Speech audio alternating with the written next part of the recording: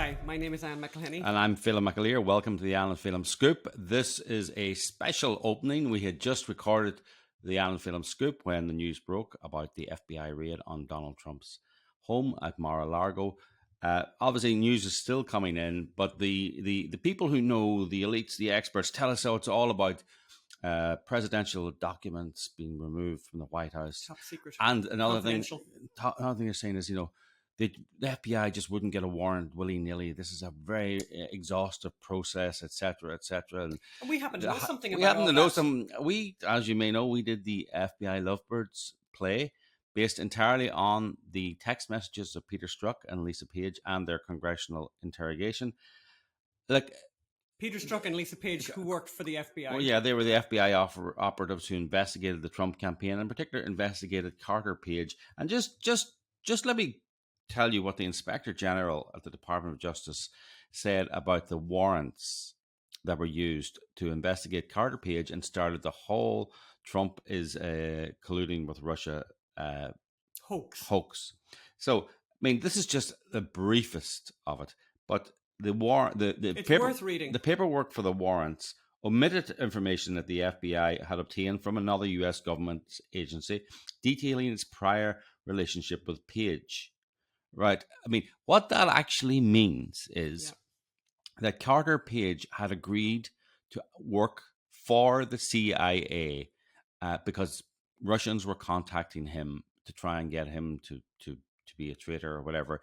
And he would go and tell the CIA exactly what they wanted and how they wanted it. He was a CIA asset, an operative. And therefore, he was actually seeking out, he was not rebuffing Russian contacts. Though that very large number of Russian contacts was used by the FBI to get a warrant that he had met suspicious people. Then, when the FBI was forced to ask the CIA, has he ever worked for you? The CIA said, yes, he has been an agent. They fixed that email to say, no, he has never been an agent. It's an incredible thing that they did, so that the document said, yes, he was actually an asset for us. But they actually scored that, changed that, edited that. Never an asset. Extraordinary. So this is what the FBI, who have just raided Mar-a-Lago, this is what they are capable of. This is what they've recently done. And the person who did that didn't go to jail. I mean, other things. Christopher Steele's Steele dossier, they said he was a huge source and had been useful in numerous criminal investigations. Complete lie and exaggeration. Christopher Steele leaked information to the press and they knew it. And he was also using the FBI investigation and leaking that to the press. They knew it. They refused to tell the FISA court, the Warren court, that as well. Basically, look, it goes on and on. But actually, the worst thing was FBI forging a document. Yeah, forging a document. This is the FBI being weaponized for political purposes. And what happened? What has just happened with Mar-a-Lago being raided, the home of the 45th president of the United States, unprecedented. It never happened before in history. Yes.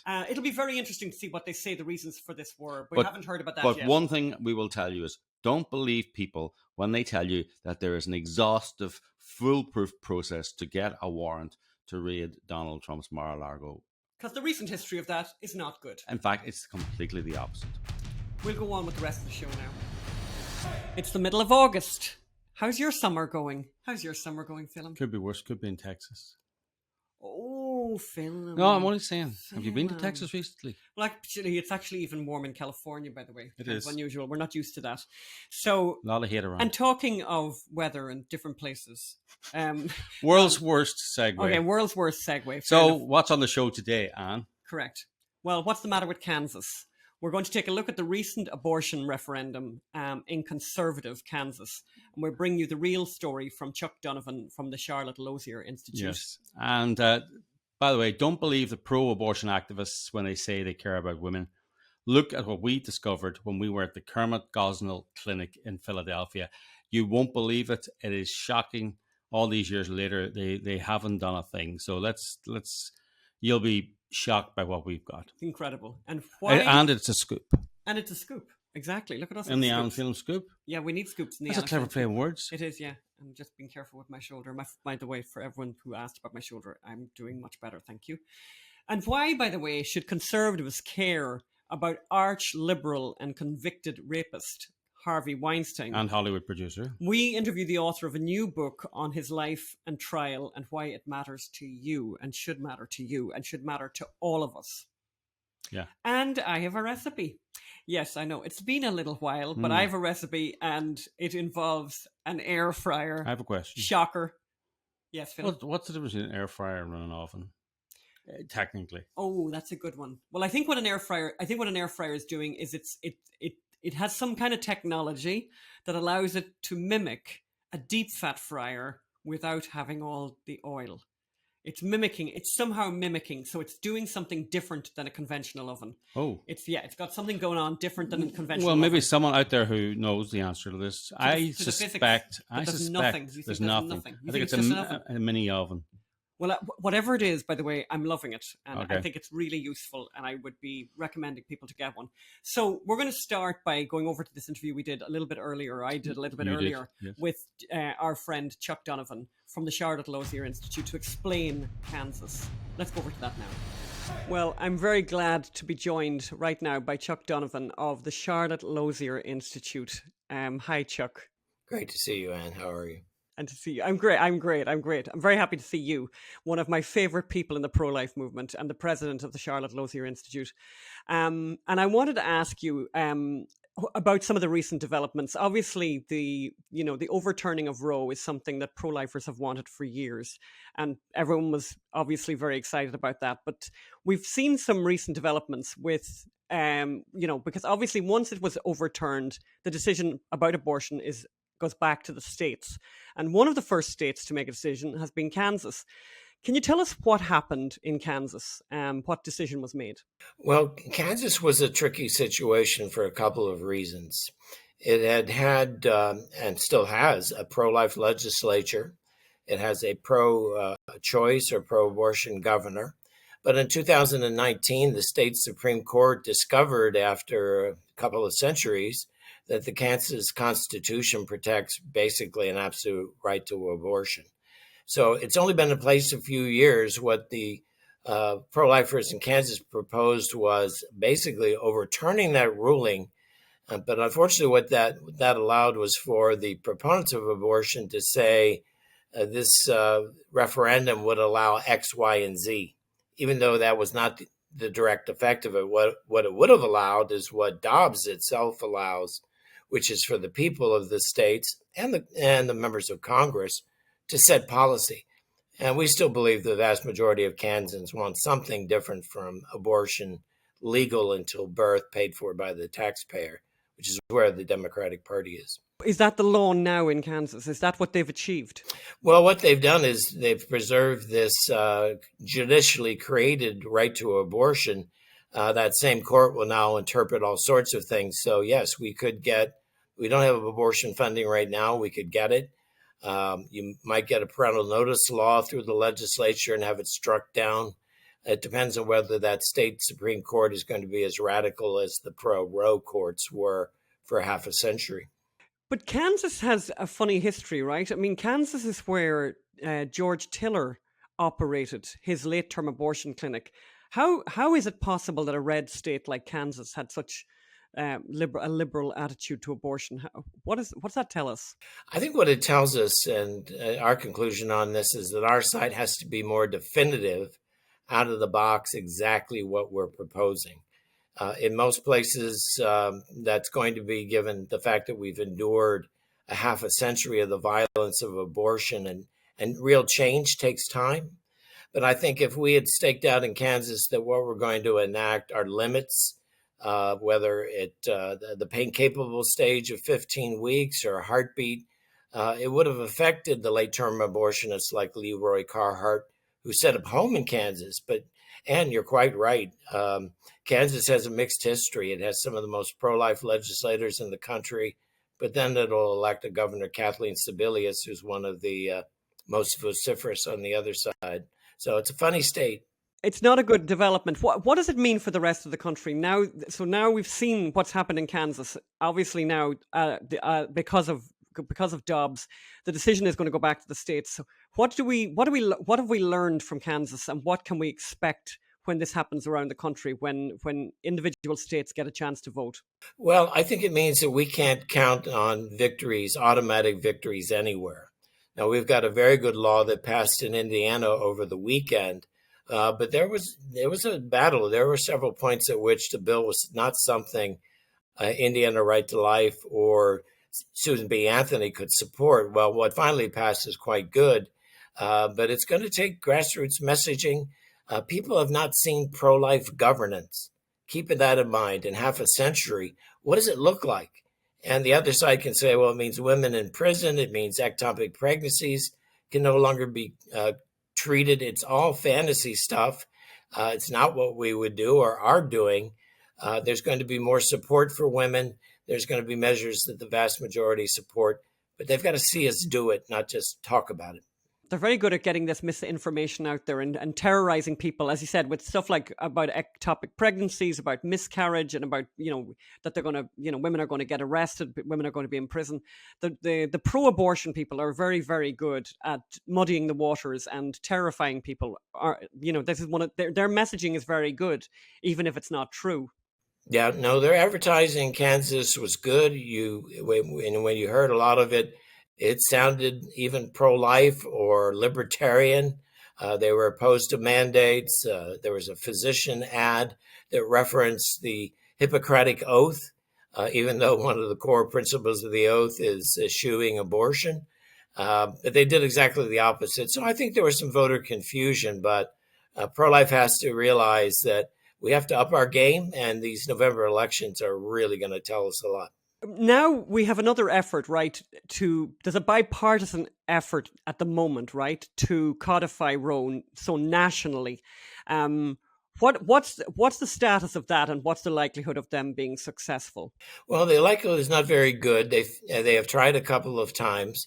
We, in this case, have been successful in saying what this legislation does goes beyond even Roe. It's abortion legal till birth. It's funded by the taxpayers. It's a national statute.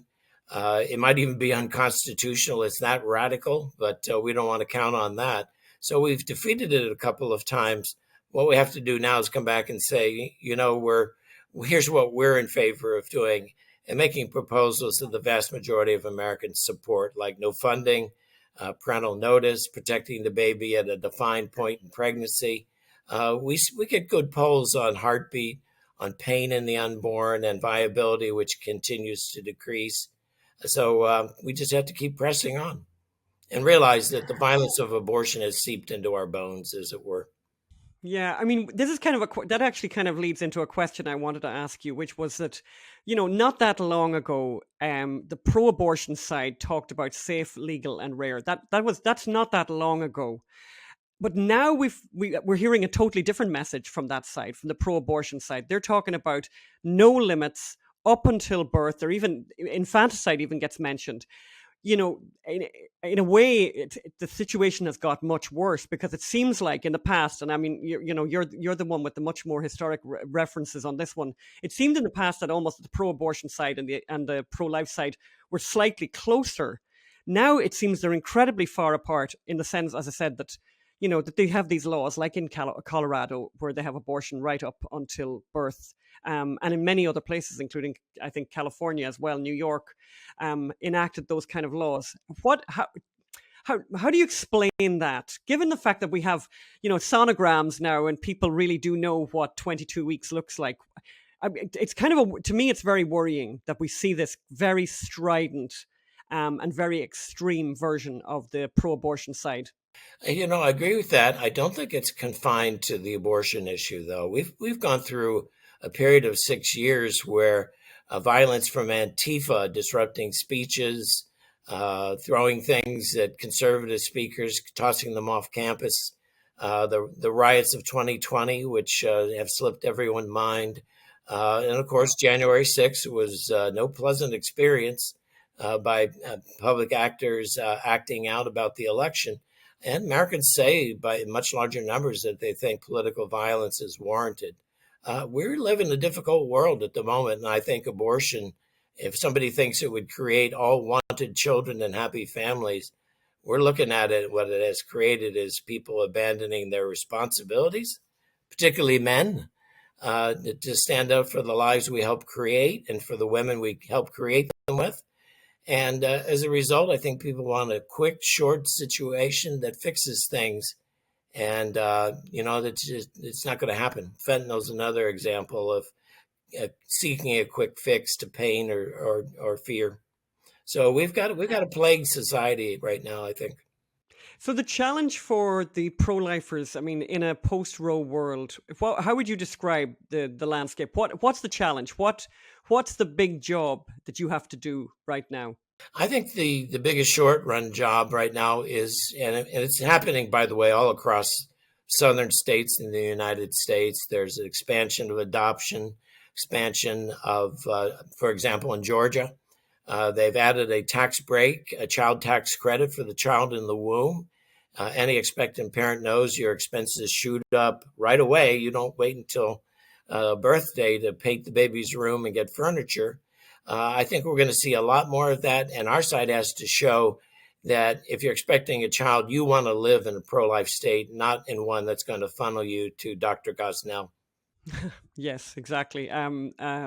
Yeah, thank you for mentioning that. Obviously, we have the podcast out now, the true crime podcast about Gosnell, and it's very interesting. Actually, I don't know if you've had a look at it, but one of the things that we found, I have. It's terrific. Thank you. One of the things that we found really interesting was people who are, pro-abortion, who have accidentally listened to all 5 or 6 episodes, and then they're like really angry. Like they're really angry because they suddenly think, oh, this is a pro-life message. But they've listened to 5 episodes, which is the thing that we wanted to achieve.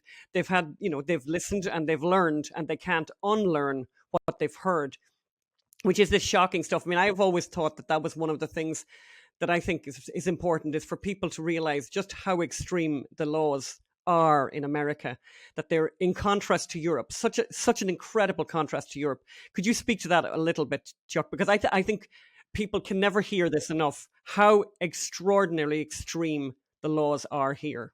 Well, there are really only 2 other countries in the world that allow elective abortion until birth. They're North Korea and China, which is, of course, the gruesome and horrific one-child policy and forced abortion. But there may be 5 or 6 others that allow elective abortion in the 3rd trimester. We do that here. We made that argument in a 199-country report to the Supreme Court, or we did the report years ago, but we included it in our Friend of the Court brief, and the justices cited it. And when we get out of the heat of some of these early battles, the fact that we are among the most extreme in the world, I think will impress more and more Americans. They say in polls by 80%, men and women, that they don't think there should be elective abortions at that stage. So it's an argument that Americans don't want to be out front in an area of such ignominy, I would say. Yeah, and I think it's good. I think it's another one of the great things that came out of Dobbs, by the way. I think that people are becoming more aware of that, because I think that was Planned Parenthood did a great job of covering up that. And you meet people, pro-abortion people who say, oh, but it's very few, very few. And I've looked at the numbers. It's tens of thousands, actually. It's thousands and thousands of babies in the 3rd trimester. It's not at all an exceptional thing in this country, unfortunately. Chuck, I'm so glad you were able to join me today. I just wanted to get an update on what was happening. Obviously, we're going to be watching all of these, and November is very significant. In what way do you say November is very significant, by the way? Well, there are elections all over the country. There are some legislatures that will come back in and deal with the life issue that didn't want to do it or couldn't do it through special sessions. So we'll see a lot of legislative activity. But there are these key Senate elections. I think everybody's optimistic the House will come in pro-life, and that should tie the pro-abortion extremists down for the next couple of years. And then you got 2024, and that's I'm not anxious to rush to it, but we need to be prepared. But we need to be prepared. And I think one of the things certainly that we feel very strongly is that people's hearts can be changed. And that's what we continue to do with the Gosnell story. Thank you so much, Chuck, for your time. I really appreciate it. Well, thank you, Anne. Always a pleasure to see you. Well, that was great. And Chuck is very interesting. And I think he's brought up a couple of very interesting issues that we, that anyone who cares about life should care about, which are the misinformation that's been now propagated by pro-abortion side, who are reacting to the to the Roe decision, to history. I mean, we've always said that. We've always said that, by the way, that after Roe falls, that the people who fear, and when we're seeing this, the people who feared Roe falling the most were squishy Republicans. Yeah, because now they're going to have to take a stand that some people don't like, and even maybe some of their own supporters don't like. So let's see if they're really pro-life, or if they were mouthing platitudes, knowing that they could never be enforced because of Roe. And talking of platitudes, by the way, and when you think about the Gosnell story and where the people at the Department of Health in Pennsylvania, in Harrisburg, and the Department of State in Pennsylvania, who said, we care about life, we care about and we're going to be better. We care about mothers. We're going to be better. We should remind people what the Kermit Gosnell story is. So the Kermit Gosnell story is Dr. Kermit Gosnell. He was an abortion doctor in Philadelphia, respected member of the community. Turns out he was also a serial killer as well, and Philadelphia's biggest drug dealer. He was caught. A simple drugs search found him to be selling drugs, but also to be killing babies, killing women, killing babies born alive. He's thought to be America's biggest serial killer. He's serving 3 life sentences. We've made a podcast called Serial Killer, a true crime podcast, which you can listen to, and which lots of people are listening to. It was number 10. It was in the top 10 of true crime podcasts worldwide. So go to serialkillerpod.com for that. But so what happened was, for the Kermit Gosnell podcast, we went to Philadelphia.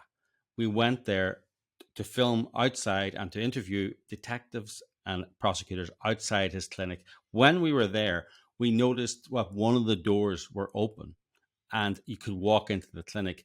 Watch this video to see the shocking contents of his clinic, and shows how the Department of Health has not changed. The Department of Health do not care about women. They have left 10,000 files of women's most personal details open to the public. They never moved them. They never brought them to a safe place.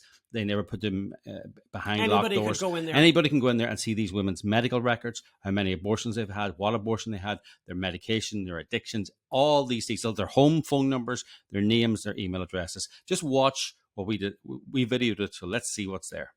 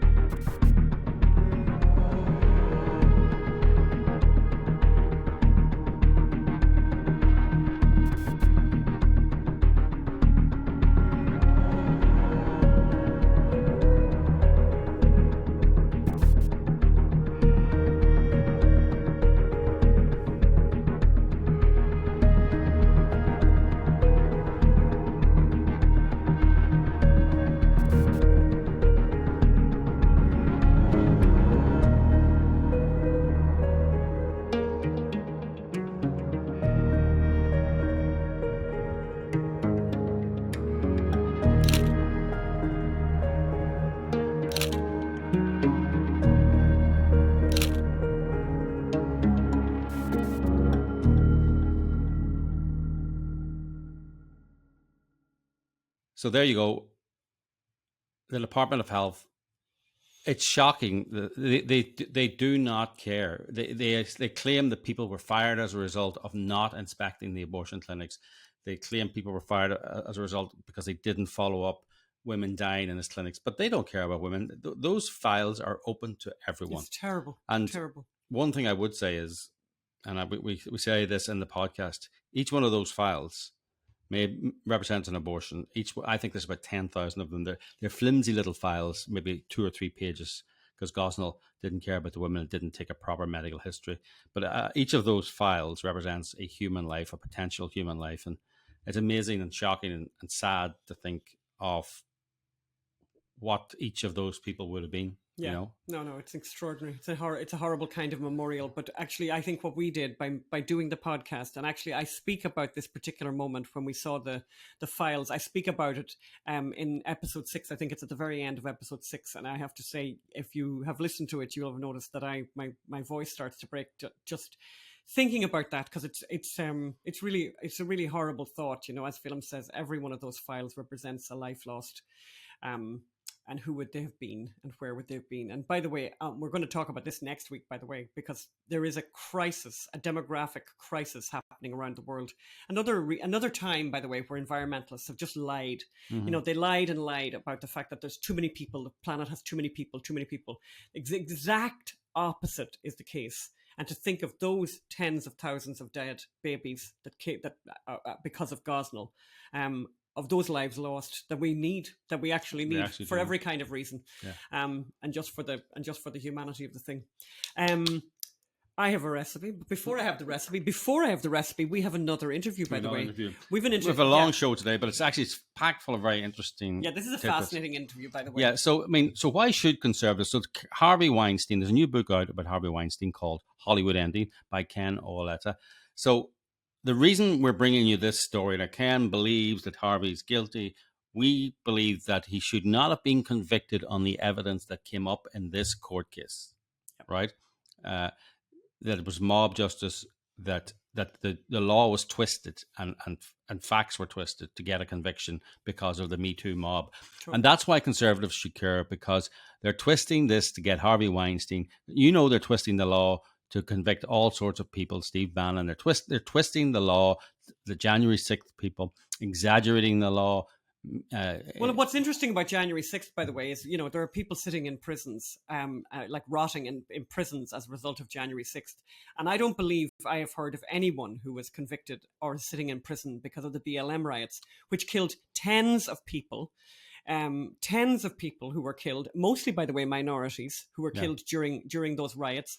You know, billions of dollars. I think it's actually very safe to say billions of dollars worth of damages to businesses, and the inner city, the middle of the cities all over America destroyed. I mean, extraordinary. And I don't think anyone has been brought to book for that. No. So let's go over now to the interview with Ken Auletta, and we will explain to you why conservatives should care about the fate of Hollywood producer, arch-liberal and convicted rapist Harvey Weinstein. Let's go over there now. Welcome to Kenny Auletta. He is a writer, a best-selling writer, a columnist, and a writer for the New Yorker. He's written 13 best-selling books, among them Googled, Fall of the House of Lehman, and Googled, actually. I mean, his books, I would say, have a theme about how we got to where we are in society, looking back at history and saying, what does that mean for the future? So, Ken, welcome to the podcast. Thanks for having me. So, we first met at the Harvey Weinstein trial, which, and I remember, I just wanted to talk to you about one particular aspect of it, which is about journalism and not particularly about the trial. After we all got up at 4 a.m. in the morning, or 5 a.m. in the morning, and to line up, and a number of people hired interns or young journalists to take their place in the line so they could arrive later. You were one of those journalists. And by the way, just to say, there's nothing wrong with doing that. No, zero. We'd have done it if we had the money. If we had the money, yes. Because look, when you get up at 4 a.m. in the morning and stand in the cold in New York, you're not going to perform as well. You're not going to perform as well. It saps your energy. I mean, we were getting really tired at midday. It was becoming too much. But anyway, this young journalist then went to the young journalist who worked for Ken Auletta went to the Columbia Journalism Review complaining, and you got many complaints about that you were somehow using a journalist in this way. And for us as journalists, remembering what it was, how difficult it was to break into journalism back in the day. Yes, I think the idea is we would have cut off our own hands to have stood there and to have met the great Ken Auletta and had that opportunity. And what they did was really despicable. That's our thought. What do you have to say about it? I mean, this was a young intern. I paid out of my own pocket. My magazine or publisher didn't pay for it. And I did it only for like 3 days. He went and he agreed to do that. In return, I said I would, in addition to paying him, I would mentor him and give him any career advice, etc. And he was a nice young man, and he stood on line for 3 days, and then I paid him. And then I was surprised when he wrote the piece. I wasn't, frankly, offended by it, and I thought the criticism of getting someone to stand in line, if you're paying them, is preposterous. I mean, I just ignored it. That rolled off my back. I think it speaks to a younger generation, because certainly our ilk would have loved it, would have sapped it up, loved the opportunity to get to hang with you and learn about journalism. You know, crazy stuff. I mean, do you think? I mean, are we being old men? Are we being old men and old women looking back, and those youngsters don't know what it was like to be brought up in a shoebox? Or do you think it does say something about young journalism nowadays, and young journalists? And Twitter and Facebook encourage that. I mean, people could freely and too quickly express opinions and an attitude. And there is an attitude about them and us, the elite versus, we scribes, we younger folks who struggle, and somehow they're not struggling because they're not getting up at 3:30 in the morning to stand on line at 4 o'clock. So, I mean, it comes with the territory. I mean, my attitude. Yeah, but anyway, my last thought on that is, if you get a job and the job describes what the job is going to be, and then you object to the job that you took that had a description that went along with it. Okay, I'll leave it at that. Yes. So, first question, why did you want to write about Harvey Weinstein? I mean, in the first place. What first attracted you? Well, I profiled him in 2002 in a 20,000-word New Yorker profile. And I came real close to exposing him as a sexual predator, but I couldn't get the women who had been preyed upon by him to speak. So I confronted him and asked him about it. He said, I'm not a good husband, but I was having a consensual affair. And the woman threatened to go public with it and destroying my marriage and humiliating and shaming my 3 teenage daughters. But since I didn't believe him, but since I couldn't get the woman to prove that he was not telling the truth, I basically couldn't write about it then. I went at him several times in subsequent years and never can get the woman to speak. And to their credit, the 2 New York Times reporters and Ronan Farrow did get the woman to speak and exposed Harvey in October of 2017. What interested me, you asked the question, was that there were mysteries that I thought were worth exploring. What made Harvey the monster he became? What was his talent? I mean, you can't look at the galaxy of movies that he brought to the big screen and not say, this is extraordinary. The number of movies he made that won Academy Awards and that really linger and push forward the independence movie and foreign films, and in some ways the book is not about Harvey. It's also about exploring the issue of power and how it's used and abused by a powerful figure, in this case, Harvey Weinstein.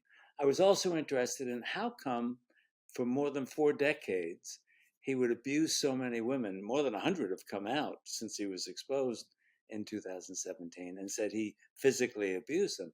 How did he get away with that for so long when so many members of his staff and people who work with him were aware not only that he was cheating on his wife, but in many cases were aware that he was physically abusing women. And I was also interested in one other thing. I was interested in the relationship between the 2 brothers, how they went from being joined at the hip throughout their lives, business partners, best friends, to severing their relationship. In the end, Bob Weinstein, the younger brother, fired Harvey Weinstein. And his vote actually was the decisive vote to terminate Harvey. Do you think did Bob leak the personnel file? Did Bob leak all those documents to the journalists? Do you think? Bob, I actually asked Bob about when he talked to to the journalist. He said, I did not talk to the two New York Times reporters before their Times stories came out in October of 17.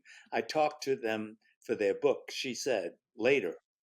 But no, I don't believe Bob was leaking the documents, no.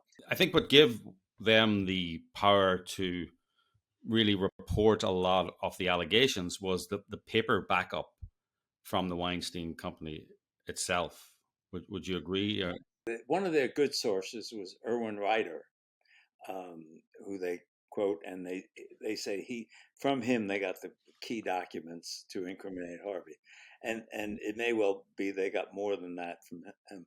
In my case, I mean, I got documents, about the Weinstein Company, what was going on.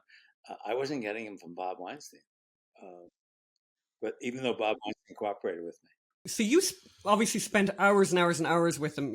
What was that context like? Were you kind of socializing with him? Did you have dinners with him? And what impression did you get from the very first time you met him? What was that like? Do you have any anecdotes? Well, when I profiled Harvey in 2002, I spent a lot of time with him. We did about 12 hours of taped interviews, but I also watched him in his office, watched him in meetings. He gave me access. At first, he said he wouldn't cooperate. I said, fine, I'll do the profile without you. And then immediately he relented and agreed. I don't remember having any dinners with him. I probably had a lunch or two with him in a context of either an interview or work related. But we were not socially, and he was very unhappy with the piece that came out, which portrayed him as talented, but also a terrible bully with a volcanic temper who abused people verbally and sometimes physically. I don't mean sexually. I mean fistfights and stuff like that. Harvey was just out of control. When you saw him in the office, did you see anything? Was there anything like any moment like did he throw a sandwich at anyone? Because we know we have a story of a young person that we know who worked for a producer here, and I'm not going to say names, whatever. And the mother said, yeah, he threw the sandwich at her because the sandwich was not done the way it was meant to be done, or whatever. Did you see anything like that? Well, what I saw was when I confronted him about, is it true that you put your finger in the face of Stacey Snider, who was then the head of Universal, and attacked her and threatened her? And he finally relented and agreed that he had. He said, but now I've reformed. I'm a changed man. And every time I would tell him, did you threaten a fist fight with Graydon Carter, the editor of Vanity Fair? And he said, yeah, well, it wasn't quite that way. And then ultimately, since I knew I had interviewed the people who witnessed it, including Graydon Carter, he then relented and said, well, yes, it's true, but I'm reformed, I'm different. So he was constantly saying, I'm reformed, I'm different, I've changed, but he didn't change. But I never saw him actually throw things against the wall, but any number of people who I interviewed, including, Mark Gill, his president, talked about him throwing a 10-pound urn at him. Fortunately missed him. Mm-hmm. Yeah. I'm surprised he could lift the 10-pound urn, but not at all. So let's go to Harvey the person, who before the allegations, or I mean, he was an amazing filmmaker. He an amazing producer, and I think you say that at the time. Harvey was celebrated for his talent, more than excoriated for his crude behavior, and he had a marvelous eye for script. And in fact, you even talk about being in the office during that profile, and you witness him editing a movie. I can't remember the name of the movie. Not Cinema Paradiso. No, but Anne. Yeah, so I have this experience. So Cinema Paradiso is like was extremely important in my life. I cannot tell you how many times I watched it, right? And I just thought it was absolute perfection. And I honestly watched it an embarrassing number of times. And when it came out. And you didn't know Harvey. And I didn't know anything about it. I didn't look at I was young and I didn't look at the credits and whatever, right? But I was like, my God, this is extraordinary, right? And I watched it and watched it. Anyway, I grow up and years pass, and I find out that there's something called the director's cut of Cinema Paradiso. And I think, yummy, yummy, yummy.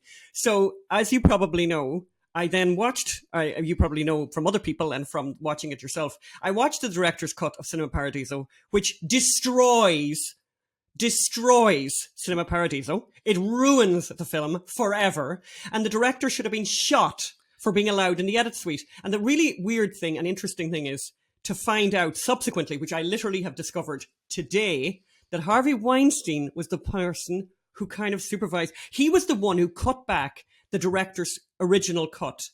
I described this in the book, actually. The director was very upset that Harvey cut 20 some odd minutes out of the movie. And Harvey said, no, you're ruining the movie with it. He's basically confirming what you said, your reaction. And the director then, after the movie came out and was celebrated by people who loved it, based on Harvey's cut of it, the director reissued the movie at the original cut. It was actually more than 20 minutes. And it was a flop. And critics agreed with Harvey, as you did. It's no excuse for any kind of behavior, by the way, but he obviously has an eye or whatever, or has a sensitivity, has this one thing that he's really good at. Well, one of the things that if you're writing a biography of a human being, if you write and portray the person as a stick figure, or write a kind of prosecution brief, who wants to read it? Who wants to write it? I don't want to do that. And I'm writing about a whole man who had a great, successful career making extraordinary movies. Cinema Paradiso is just one of many. Shakespeare in Love, My Left Foot, Crying Game. One can go on and on and on. And so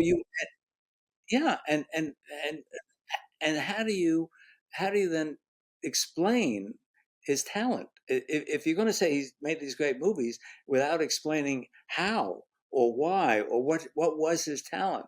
And one of his talents was he's a great reader. And Harvey believed that you wouldn't have a good movie unless you had a good script. You could have a good director, you can have good actors, but if it wasn't a good script, it was going to fail. And so he had a real eye for script. And he would sit in Cinema Paradiso, he would sit and cry in that movie.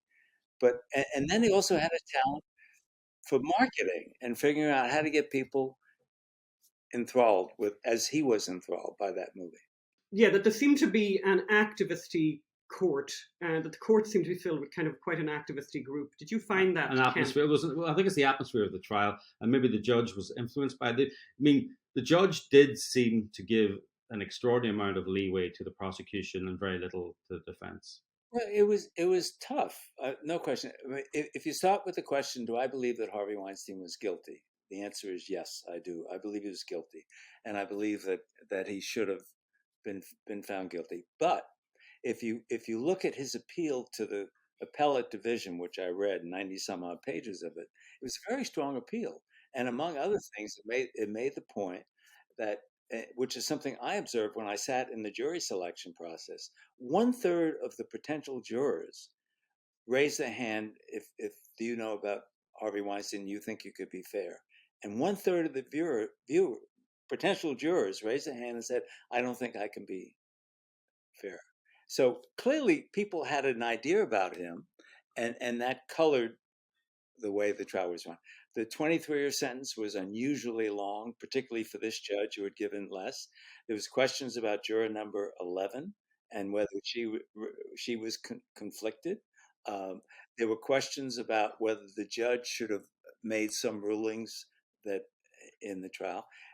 Harvey had a strong appeal, but the Court of Appeals, which when you watched, which I did on Zoom, their questioning of the prosecution, you thought, oh my God, these are 5 women justices, and you think they're going to overturn, and yet they unanimously voted some weeks or months later to convict.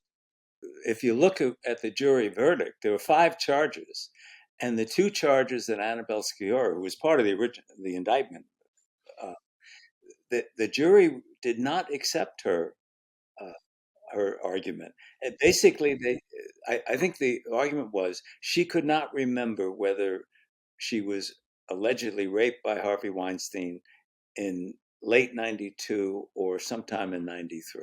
I think he's a pig. I don't know if that's a technical term. I think he's without a doubt a pig, and the world's full of them.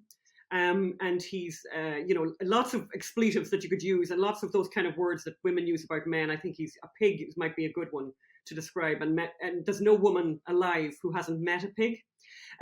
So, but it's not a criminal thing to be a pig. And actually, it's amazing how much you can do to someone that's not actually criminal at all. What the kind of things you can say to someone, the way you can behave, and that for me, it felt like most of what I thought happened was transactional. that these women were not the innocents that they claimed to be. They used language when they weren't there, like Jessica Mann. We heard about the dairy farm and all of this kind of thing. And then she wrote to her friend. Do you remember that, or her boyfriend?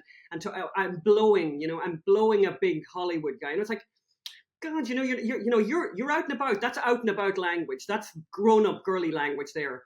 And I just think this thing of, I want the Soho House and I want to go to the premiere. This is, to me, it was, I was not sympathetic to those women. I'm sorry. And I saw all the tears and all of that. And I also think, and tell me what you think of this thought, is we're living in a world now where the littlest thing said now is a massive drama, is an incredible drama. I know of a case of a man who runs a company, and during COVID, he spoke to a member of his staff who is a very high up member of staff. This man actually is gay and known to be gay, and asked her about how is her life, how is she coping with, and he called her sweetheart. And she complained to HR, and she would not let it go. She would not let it go. And he sold his company. He said, I couldn't live like that. And I just think this is the world we're living in, right? You can't say sweetheart to somebody. And by the way, I'm constantly inappropriately calling people sweetheart and honey, because it seems like when you want to be nice to somebody, it's like, sweetie, thanks, sweetie, that's like huge, this is the world we're living in. So do you think that there's any context worth taking into account for that? I mean, I think that MeToo and the exposure of beastly behavior by men is a very positive thing. But the excesses are real and inevitably always going to be real in any movement. For instance, when I'm told I believe women, I'm a journalist. Don't tell me I believe the governor, the president, the mayor, the congressman I'm talking to. I mean, listen to women. I would accept that. But don't tell me believe what. And if you say to me that there's no question that behavior changes and men are confused. For instance, I'm a hugger. I often hug people. I'm much more aware and reticent about hugging people now, because sometimes women will take that as offensive. I mean it affectionately, but so nevertheless, behavior changes, confusion sets in. We don't know quite how to do it, and people are accused. I mean, for instance, if Harvey is the most extreme example of abusive behavior, then you get all these other people who are somehow grouped together with him, and there's no pardon for them. Their life is over professionally. And people who did not allegedly rape someone or physically assault them, but gave an unwanted kiss. I think of Mike Oresky's, the AP editor. He can't get a job. I mean, but there are lots of people like that. So that liberals who believe in redemption and rehabilitation, but they don't believe in rehabilitation and redemption for people who are allegedly sex offenders. And I think if someone is contrite, someone is really, they misbehave and they can demonstrate that they have learned from that, I believe in pardons. Believe all women. I'm shocked by the number of journalists who think that is a proper way to be a journalist. I mean, are you finding that a lot of journalists are adopting that idea? Well, it's. I mean, Arthur Adair, who I interviewed after that, who had whispered in the ear of Donna Rotuno, who was cross-examining her, said, "You grew up in South Brooklyn. You don't." He said, "You should ask her. You grew up in South Brooklyn. You don't understand what rape is." And but on the other hand, it's possible that we know what happened to Annabelle Sciorra after this alleged rape. She came apart. Her life came apart. She started taking drugs. She started cutting herself. She stopped talking to friends. She stopped working. She became really messed up by what had happened to her. So it is possible that in being messed up, her defense of "I didn't really know what rape was" is part of that being messed up explanation of her life. And so I would not give it, too much weight on that. I mean, but I think the truth is, I thought that Arthur Adair was asking suggesting a good question that Donna Rotunno should have asked her on the stand.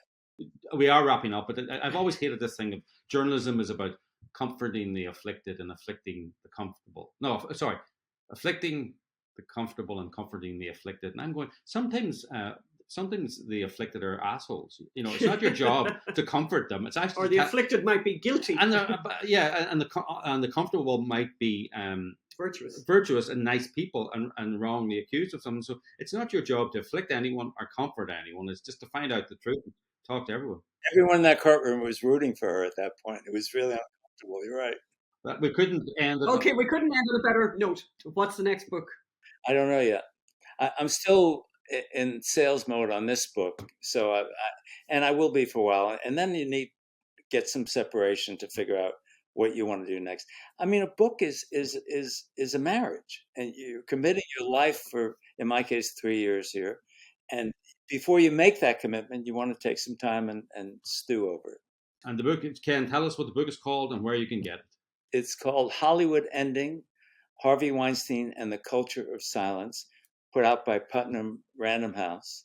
You can purchase in any bookstore or on Amazon or Barnes & Noble. And do you have an Audible? Is there an Audible version? There's an Audible version, yes. A very good one. Jonathan Coleman read it. All right. Well, thank you so much for your time. This is great. Really nice to see you again, Ken. Thanks. All right. Bye-bye. So it's scary. Someone like Harvey Weinstein can be sent to prison for something that he was never told was a crime all those years. In fact, he was told many times it was not a crime, and suddenly they changed their idea and they changed their version of events, and suddenly. And by the way, if you think of somebody, I mean, the reason we say that conservatives need to be really paying attention to this is if you think of somebody who was so much of a darling of the left as Harvey Weinstein, who couldn't have been loved more by the Obamas and by the Clintons, by all the... Malia Obama was an intern at his office. When they put him inside, they do it so they can put you inside and say, look, we got next. Harvey Weinstein. We're nonpartisan. Don't believe it. They're out to get you. Yeah. So tell us about the recipe, Anne. So the recipe, of course, again, I just love my the air fryer, as you know. So here's what you want to do with this, and this is fabulous. What you need for this, by the way, are these cutest ever silicone molds that you'll see there. They're just magnificent, and they're really indispensable for the indispensable air fryer. So what you want to do, and what I did on this occasion, so this recipe is for a savory bread pudding, and what I did was I used a croissant. A stale croissant. I cut it up into little cubes. Don't ever throw out stale bread because it's gorgeous what you can do with it. So cut it up into little cubes, and then before I started, I had fried up 3 slices of bacon and 1 small onion. I chop, had that all cooked up. You'll notice the onion there, it might look a little bit brown. That's called caramelization. Other people might call it burnt, but I'll call it caramelization for this point. And then basically from there, what you do is you want to beat up 5 eggs. This is for 4 of these little breakfast delights. Beat up 5 eggs, 1 cup of Gruyere, grated Gruyere, about a half a cup of cream. You can be generous with that, actually. Pepper and salt and red pepper flakes. They're optional. I always like red pepper flakes. Very gently put that back into the air fryer. I cooked this at 400 degrees. And I would say it'll take you about 10, 11 minutes for them to be done. If you look at what I did as well, I covered them at one point with tin foil because otherwise they might get too burnt on the top. You might get very, very brown. But look at how gorgeous these look. Yum, yum, yum, yum. But they cook beautifully. I would say 10, 12 minutes. Your air fryer might be different than mine. It's very difficult to gauge. But cookers, they're all different as films. Mm-hmm. It's like a cooker. But really enjoy. We always have our eggs with siracha, and I have to say, did you like that breakfast this morning? It was pretty nice. And what's really nice with the croissant, it gets really crunchy. Yes, and sriracha. Apparently, we're running low on sriracha. It's another supply chain issue. A supply chain issue. Well, it doesn't help by the people of wherever it is up in Northern California or Middle California not wanting the siracha factory to be beside them and trying to shut it down. Oh, no, of course not. Anyway, I know we're a very packed show today, but we still think that it was, these are fabulous interviews. So glad we could talk to Chuck and to Ken Auletta. Okay. Thank you. See you next week. Bye.